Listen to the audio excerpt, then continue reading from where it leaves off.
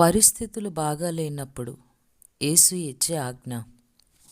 మత్తయి సువార్త 26వ అధ్యాయం 36వ వచనం. నేనక్కడికి వెళ్ళి ప్రార్థన చేసి వచ్చు వరకు మీరిక్కడ కూర్చుండుడి.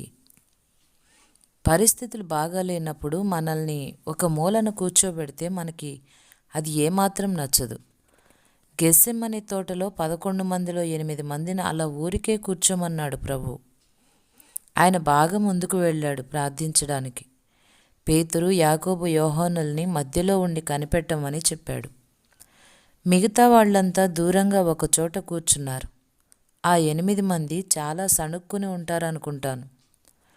వాళ్ళు తోటలో ఉన్నారన్న పేరు మాత్రం ఉంది, అంతే. దానిలోని పూలు పూయించే విషయంలో వాళ్ళ పాత్ర ఏమాత్రం లేదు. అది అత్యవసర పరిస్థితి. అందరూ అనేక రకాలైన ఒత్తిళ్లకు లోనై ఉన్నారు.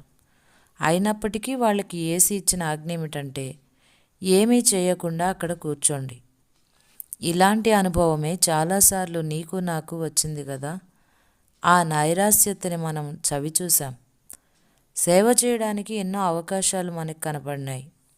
మన తోటి వాళ్ళు కొందరు బాగా ముందుకు వెళ్ళారు, మరికొందరు మధ్యన ఉన్నారు. మనం మాత్రం వెనకాల పండుకొని ఉండవలసి వచ్చింది. అస్వస్థతతో, పేదరికమో లేక మరో విధంగా పరిస్థితులు తలక్రిందులు కావడమో జరిగి మనం వెనకాల ఉండాల్సి వచ్చింది. మనం చిన్నబుచ్చుకున్నాం. క్రైస్తవులుగా మన పాత్ర మనం నిర్వహించకుండా ఈ అడ్డంకులేమిటో మనకు అర్థం కాదు.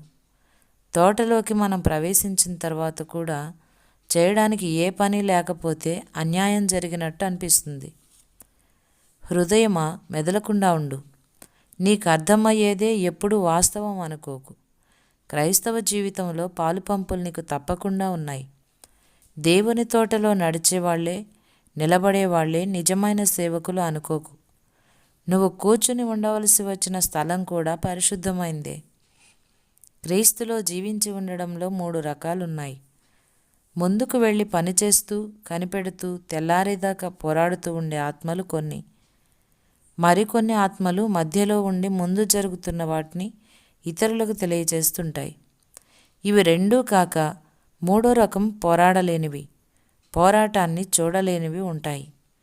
ఆ ఆత్మలకి ప్రస్తుతం దేవుడిచ్చే ఆజ్ఞ, ఇక్కడే కూర్చుని ఉండండి. నీకిలాంటి అనుభవం తటస్థించినప్పుడు దేవుడు నిన్ను కించపరుస్తున్నాడు అనుకోవద్దు. ఇక్కడ కూర్చోండి అని యేసు ఇచ్చిన ఆజ్ఞని జ్ఞాపకం చేసుకోండి. తోటలో నువ్వు కూర్చుని ఉన్న స్థలం కూడా పరిశుద్ధమైందే. దాని పేరు వేచి ఉండే చోటు. కొన్ని ఆత్మలు గొప్ప పనులు చేయడానికి కానీ, గొప్ప భారాలు వహించడానికి కానీ ఈ లోకానికి రావు అని కేవలం అలా ఉండడం కోసమే నియమించబడినాయి. అవి మనుషులు ఎప్పుడు ఉపయోగించని పూలు. వాటిని ఎవరూ దండగా గుచ్చలేదు. ఏ బల మీద అవి అలంకారంగా ఉండలేదు. పరిశీలకుల దృష్టిలోకి ఎప్పుడూ అవి రాలేదు. కానీ క్రీస్తు హృదయాన్ని అవి సంతోషపెట్టినాయి. వాటి పరిమళం వల్ల, వాటి అందం వల్ల అవి క్రీస్తుకి ప్రియమైనవైనాయి. తమ అందాన్ని చూసేవాళ్ళెవరూ లేకపోయినా అవి అందాన్ని నింపుకున్నందువల్ల దేవుడు చూసి సంతోషిస్తున్నాడు. నువ్వు ఇలాంటి పువ్వువైతే సణుక్కోవద్దు.